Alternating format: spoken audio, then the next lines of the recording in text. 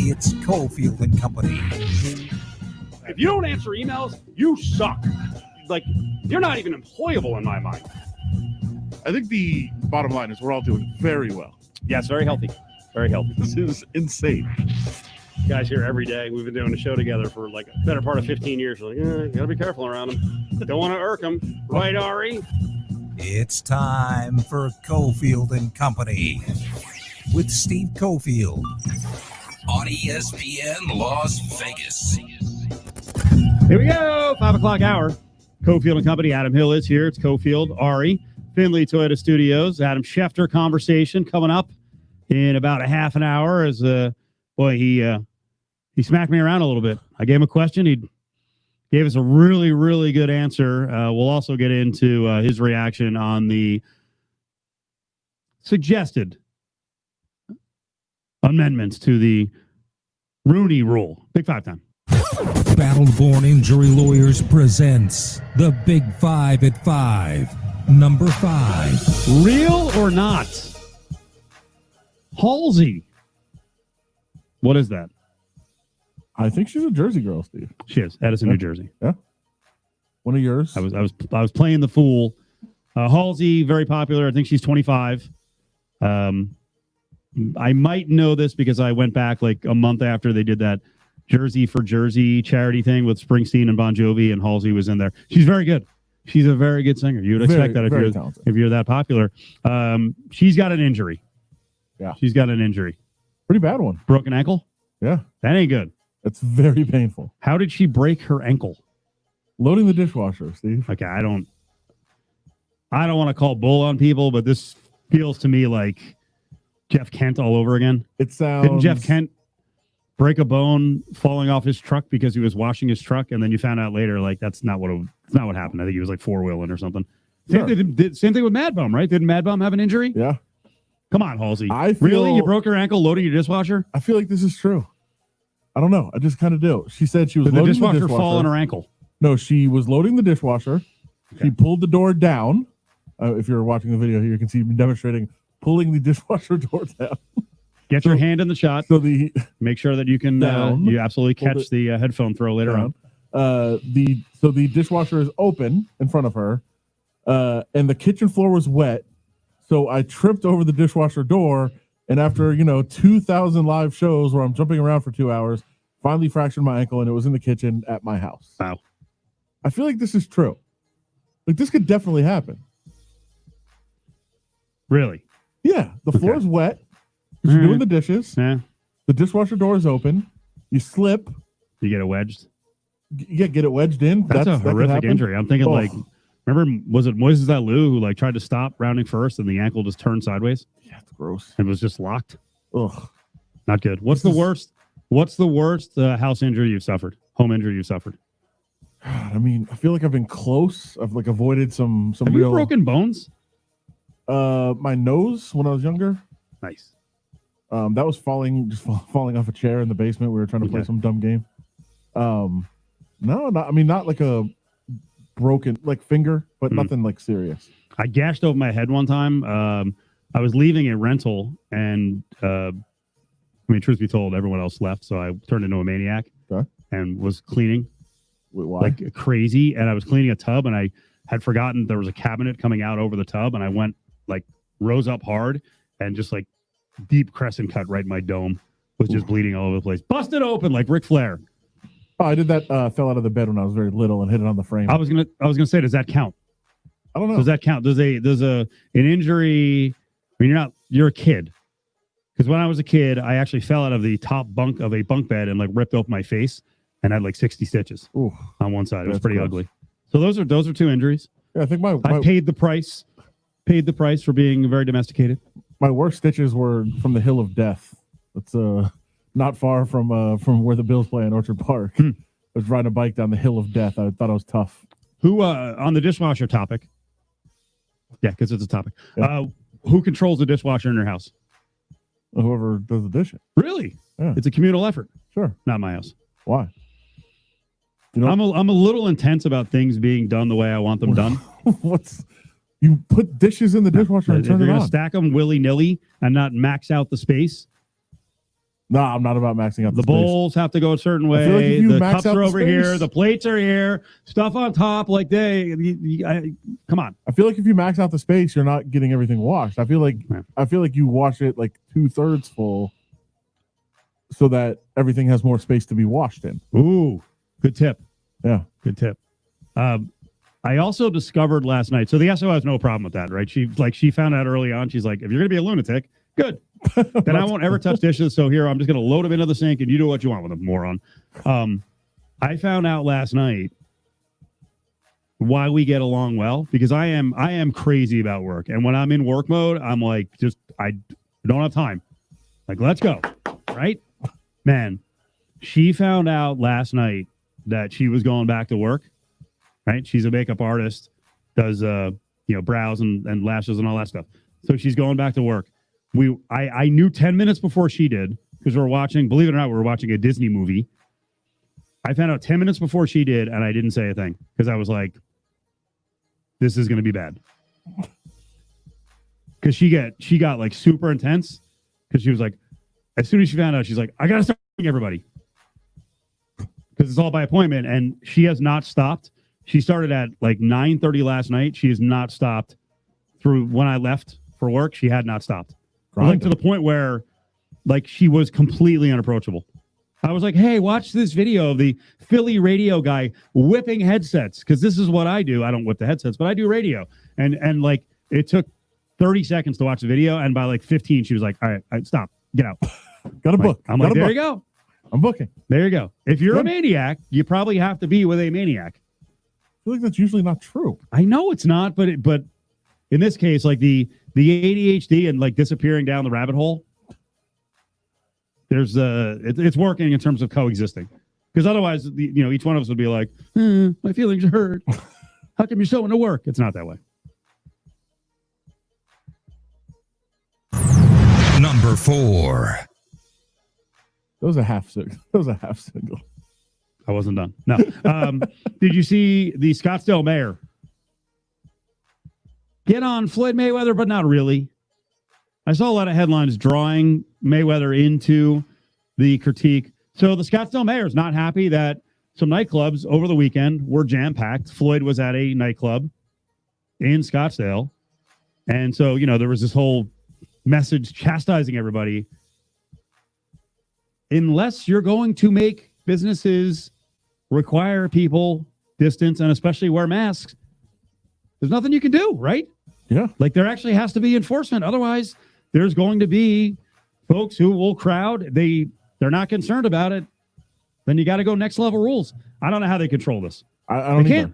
I don't either. If you're going to open nightclubs, there's going to be a lot of people in there. Unless you're going to storm the place with cops, people are going to be on top of each other and most likely not wearing freaking masks. Yeah, and if you haven't set an ordinance that it has to be distance and it has to have masks, if it's just recommendations, businesses aren't going to do that. That's not what the nightclub industry is based on. It doesn't really By work. the way, that's probably why our nightclubs, it sucks. Yeah. And it sucks for those businesses, and it sucks for the casinos that have the nightclubs that want more people coming in, but that's why they're not going to be opening in phase 2. The Scottsdale mayor, Jim Lane, said the images from Old Town Scottsdale this weekend are disturbing and frankly show a real lack of common sense and civic responsibility. He's right. But without enforcement in place, your tongue lashing means nothing. Nothing. And it's not going to, by the way, it's not going to change. It's going to be the same this weekend. That's how it's going to go. We mentioned earlier the Lake of the Ozarks that everybody's mocking on all week. They're like, yeah, we're going to do this every weekend. Like, let's go. Didn't back down at all. No. TMZ story, and they're like, yeah, we're doing more of these. Yeah. And as long as they're allowed to, like, what's stopping them? Nobody's going to. Number 3. When you think about the way we address racial topics, it's absurd. Not us in particular, or specifically. But we'll have a racially charged topic or just a topic that involves race, and say it's African Americans, right? You'll have a couple of black dudes speak on an issue, and they're like, see? That's what everyone thinks. And you're like, wait, Adam gave an opinion, a half an hour ago, whatever it is. All whites? They all agree with Adam. For some reason, that only applies to minority groups. Yeah. It's so weird. Like, woman speaks on an issue, That's what women think. Yeah.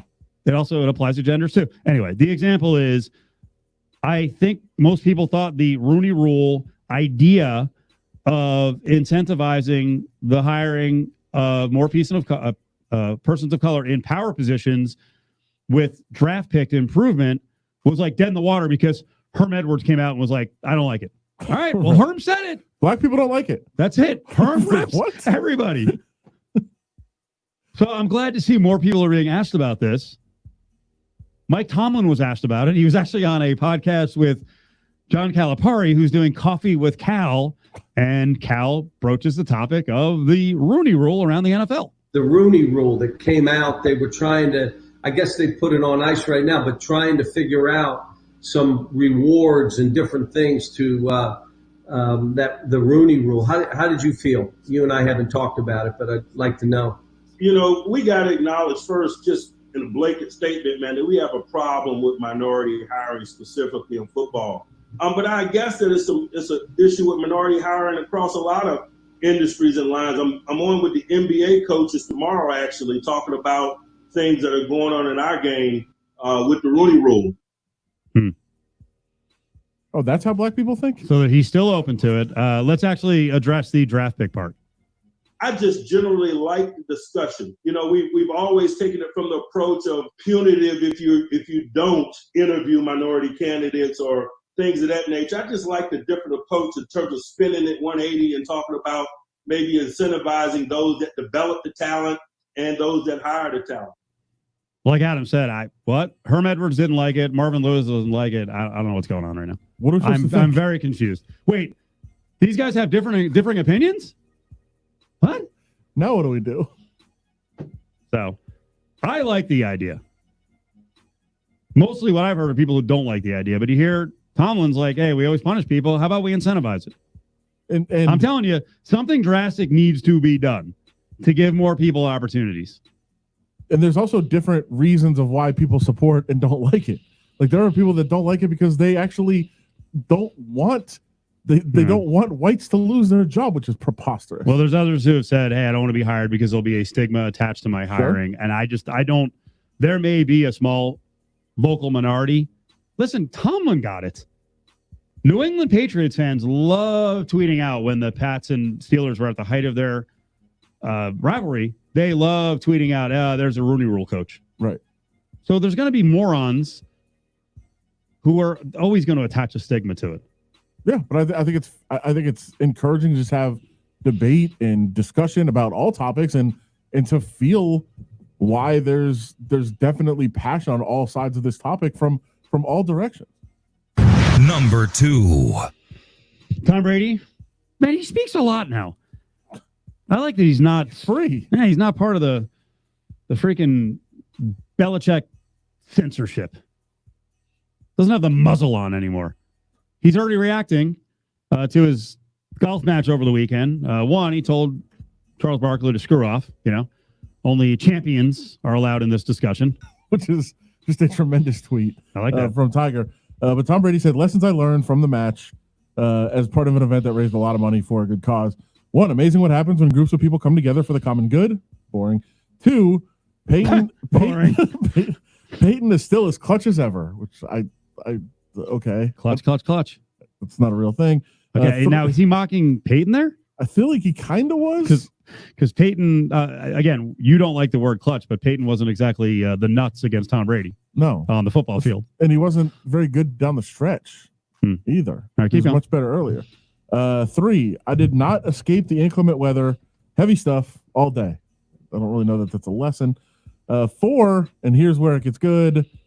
I shouldn't wear the same pants to golf that I wear to church. First of all, nobody believes that he went to church first, right? I don't know what goes on with that couple. You sent me a TikTok with Tom Brady and Giselle on it. Don't ever do that again. Okay. Like I watched it and then I was going to reach out to the vast sound crew here and I'm like, no one's going to know what's going on. That was terrible. I think Belichick is part of the reason that he's been muzzled over the years. But this nice guy thing, I think that's from her. And by nice guy, I mean phony. Oh yeah. Well, Real Tom Brady is the one who's flying around with broads with Ben Affleck. Allegedly. Well, in the end, Affleck fell on the sword, right? Yeah. He was the one who, may have been doinking a chick or chicks, and Brady was just along for the ride. Yeah, I'm But sure I think the real Tom Brady is real interesting, but like when he's at home, it's weird. I don't know, man. How about as great as Phil Mickelson is as a golfer, he's a better man, coach, and teammate, and potentially has the best calves on the PGA Tour. Oh, is that right? That's what he said. Okay. Brady, get the laugh tracks ready for this one. Oh no. I really enjoy golf because at halftime of football games, we get checked for concussions. In golf, you get refreshments. That's the Giselle TikTok influence right there. Just move on. I'm out. It was nice to be the young guy again. I'm out. The terrible humor. I'm out. Number 1. He also said he's sticking to his day job. Number 1. He's a comedian. Number 1. He's not as funny as Peyton Manning. Not even close. I don't know why you're not hitting number 1 right now, Not because even now I'm close. violating the rules. Thank you. Number 1. Stephen Ross, Dolphins owner, the other day on CNBC said, pretty confident we're going to have a season. And right now we expect fans to be at the games. Robert Kraft popped on your guy's show, Sean Hannity. And he seems enthused. Again, we warn people, though, owners are not the league. Yeah. So nothing is official. But here's what Kraft said about starting the season on time. We're preparing, hopefully play football this fall. We're working hand in hand with our union. We believe we've developed protocols that allow us to do it in a safe way, looking out first, for our players and our personnel, and then, of course, the fans. And I believe we can do it. Sean Hannity followed that up by showing Robert Kraft a video of him throwing the football. Hannity throwing the football and was like, I think I can play quarterback. Good callback. Now, that's a joke from last week, or in reference to Dana White going on. And Sean Hannity's like, hey, Uncle Dana, watch me throwing punches. I study all these disciplines of martial arts. Can I impress you? Really weird. Do you think Robert Kraft is more focused on his job now that the massage parlors are closed? Are they? Yeah, aren't they? Most, well, they are. Phase 2, massage is open here Okay. on I thought Friday. they weren't. Let's look up Florida, because that's where he hangs. True. Let's look up Florida and see when the therapeutic massage places were open again, as Ari scrambles to look it up. Poor Kraft. The joke that never gets old. He was struggling the downtime during the COVID. D. Smith. What a bummer. Yeah. What's he doing? NFLPA chief. I assume this was 1 to 10. It wasn't like 1 to 7. On a scale of 1 to 7. What if it was a scale 1 to 1,000? That's not good. On a scale of 1 to 10, D, how confident are you that the season is starting on time? That there'll be a season. That there'll be a season at all? 6 or 7. Well, is that a negotiating tactic? Because just so you know, folks, what's going on in baseball and kind of in the NBA and will be going on in the NHL will be happening in the NFL as well. And what I mean is the players are getting less money. And there will be an intense negotiating process to decide how much less. Yeah. And by the way, this was part of all of the labor chiefs from all the sports talking. None of them really wanted to be too direct. Michelle Roberts from the NBA actually did. She said, I'll say 6. She said it was probably an 8 last week. I've gotten some recent concerns expressed by players now that babies and children have been infected. So heightened concerns have come into the conversation. So I'd say 6. Also, Tony Clark from MLB PA was asked. He would not give a number. He said, I'll tell you, I remain optimistic. I do. I know that's not a number, but I remain somewhat optimistic. 7 would be a C, 8 would be a B, 8.5 maybe a B plus. He's doing the whole range. He said, I'm in the B plus range. I was at A minus, or said I was an A minus B plus student, so I'll land there. But I'll tell you, it's really not that simple. Even today, I got an update as to how we don't know everything we want to know and how things are continuing to change. but I do remain optimistic that we'll be able to get back out there and play. So nobody is anywhere close. Don Fear from the NHL. PA didn't participate. Don't believe he was part of this. He said a 10 though, probably, right? No. I mean, Bettman came out yesterday and everyone's all fired up. The format's set. NHL's back, baby. No. My guess is Fear would also say a 6 or a 7. That's about where I would say, yeah. And again, everybody was so hyped up yesterday. Hockey's back. No, it's not. The salary thing's a big thing across the board. Huge. This is not going to be an easy negotiation. And we saw the baseball numbers, which are pretty incredible. Basically, hitting the highest paid players the most. Again, if you make $35 million, you're going to get paid around $7. And then at the bottom, actually, it's pretty interesting because you're talking about 22% of your normal salary. At the bottom, the minimum players in baseball make $563K a year. I think they're going to get something like $260. So they're getting, roughly 45% of their salary. We'll see. But like you said, I think that is an intentional. This is a game, and they're going to ding the biggest names. Like, no one's going to care if minimum guy is complaining. No one's going to care, but they will care if Bryce Harper complains, if Mike Trout complains, and the same goes for the NBA, the NHL, and the National Football League. It's the Big 5 at 5, brought to you by Battle-Born Injury Lawyers. If you've been injured,